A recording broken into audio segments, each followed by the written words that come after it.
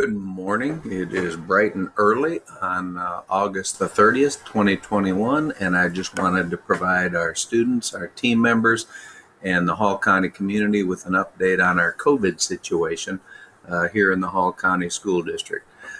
First of all, I receive significant numbers of emails, and when I say significant, I don't mean the thousands that some people allude to. I mean 2 to 3 a day. Questioning why is the Hall County School District making the current decisions they are making regarding COVID in our community and mitigation procedures within our school. Those are very legitimate questions, and quite honestly, they range from one end of the spectrum, saying, why are we doing any mitigation at all? It doesn't work. We know that.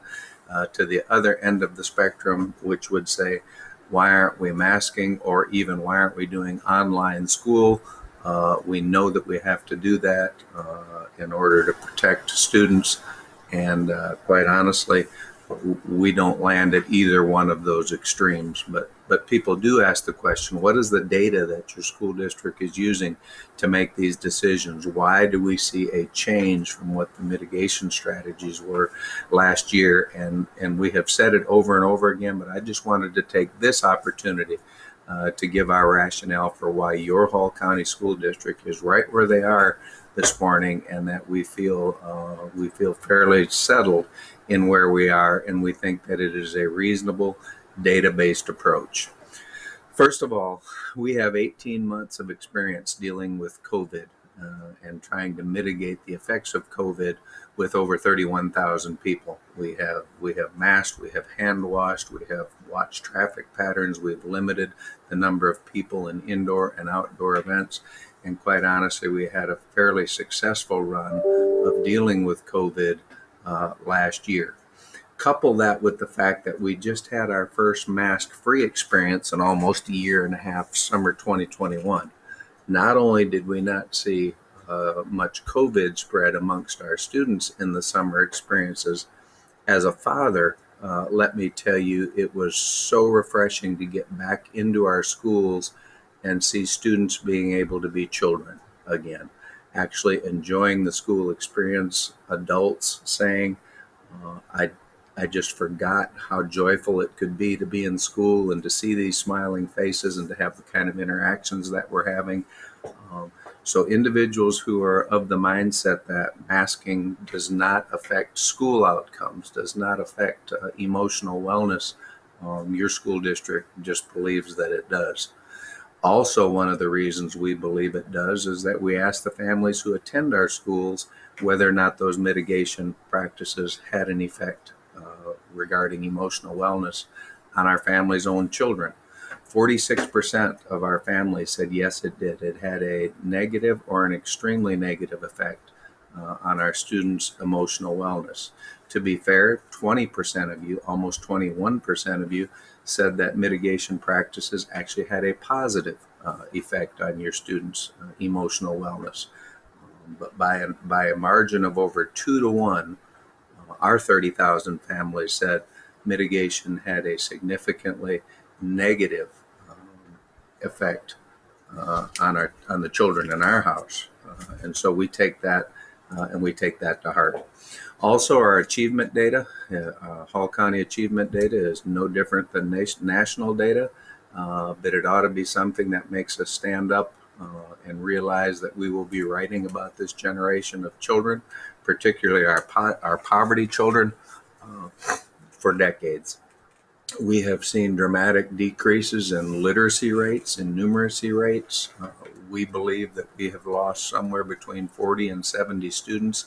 That's 40 or 70 young lives that did not graduate last year in the Hall County School District, that had it not been for all of the chaos that we've been through with COVID, would have graduated. As someone who's been in public schooling for 35 years, the changes in those 40 to 70 lives not having a high school diploma is almost incalculable. So we have had significant achievement losses to the learning of our boys and girls, and it has been based on the chaos that has gone on with COVID for the last year and a half. That being said, There is absolutely no doubt with our first 4 weeks of school this year that this Delta variant is different. You're welcome to, but please save some time. Don't email me and say you don't know that it's the Delta variant.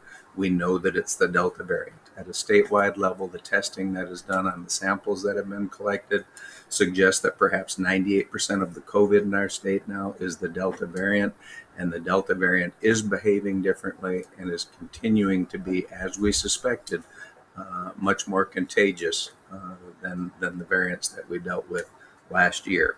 That is the reason we are using mitigation strategies, including masking, on a case-by-case basis. I think as of this morning, we have 7 schools that we have masked up just because we have seen significant spread. And when we talk about that spread, it has either been spread like we never saw last year among students, or significant spread amongst faculty members, which threatens our ability to have in-person schooling. So we will continue to mask up on a case-by-case basis at our schools. And please let me remind you that there is always the opportunity for parents to choose to mask their own children. We believe that is your right, and we would encourage you to do that. I would strongly recommend masking for any adult that also is not vaccinated, because one of the other things that we've learned is that unvaccinated adults have a 27 times greater potential of ending up in the hospital from COVID than individuals who have been vaccinated. That is real data based on real numbers. One of the things that we also have relied on, and it's unfortunate that it hasn't been talked about more, is we hear a lot of people saying there have been no large-scale studies on the efficiency and the efficacy of masking students and adults in schools. As a matter of fact, there was a study done by the CDC.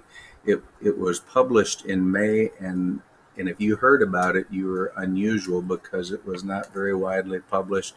As a matter of fact, many would suggest that the summary was actually shelved because there were some individuals who didn't like the findings of the study. But it involved 90,000 Georgia students in 169 schools, and they asked the question, did mitigation strategies, increased ventilation, spacing, masking, did it make a difference in the adults and in the students regarding the spread of COVID? What the study found is that masking unvaccinated teachers made a significant difference in teachers contracting COVID. That's a powerful finding that, once again, I continue to say, if you are not vaccinated, please wear a mask. Even if you are vaccinated, if you don't want to get sick, adults, you probably should wear a mask.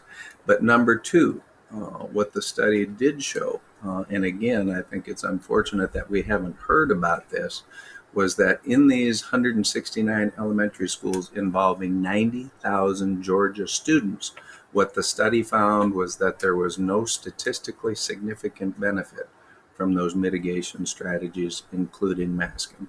Quite honestly, that has not been what we have found in the Hall County School District. We think in certain situations masking has been effective. We will continue to use it on a case-by-case basis, and dialectically, we also believe that masking, chaos, mitigation, anxiety have very negative effects on our children's ability to learn and on their emotional wellness. So once again, the bottom line is you can see what schools we're masking on a day-by-day basis on our website. We'll continue to post our data daily. We were going to do that weekly, but some people suggested we are trying to hide some data. We don't do secrets in the Hall County School District. We will continue to do everything we possibly can to make this the best school year ever. That is what our expectations are. We thank you for sending us our most precious resource in this community, our boys and girls, and I hope you have just an incredible Monday here in the Hall County School District.